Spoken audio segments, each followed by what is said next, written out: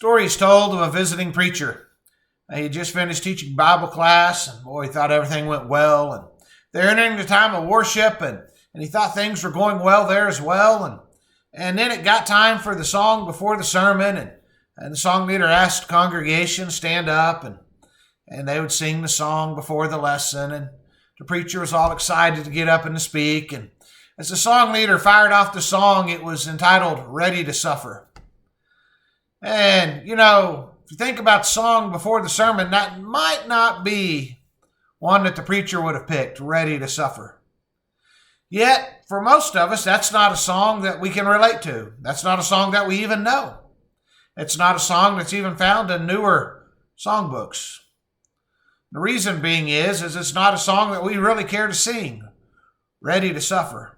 We'd rather sing something like "Sing and Be Happy," or something more peppy, a little bit rah-rah, pick me up, fire me up, we're excited. But the reality is, "Ready to Suffer" is very true when we think about the Christian life. This coming Sunday, we're going to be studying out of 1 Peter chapter 3, verses 8 through 22.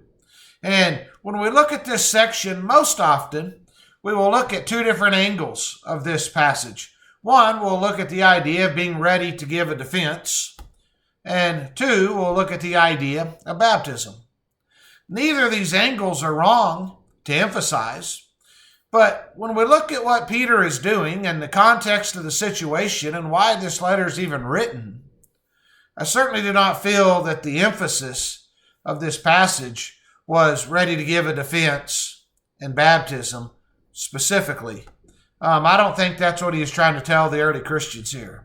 We have to remember that he's getting them ready for suffering that they were about to feel, that they are about to endure, that's even greater than the suffering that they're going through now. Well, I pray that you're making plans now to be with us this coming Sunday morning as we look at this passage of Scripture and see what Peter is really trying to tell the other early Christians and how that applies to our lives today. Bible classes will begin at 9:30. Sunday morning with worship to follow at 10:30. Sunday evening, we'll meet back again at 5. It's our young men leading the service that evening.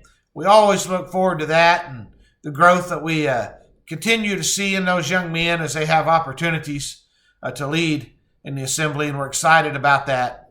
I pray that you're having a good week. I pray that you have a good Friday, and I pray that you're making plans now to be with us this coming Sunday as we examine 1 Peter chapter 3, verses 8 through 22. Have a great day.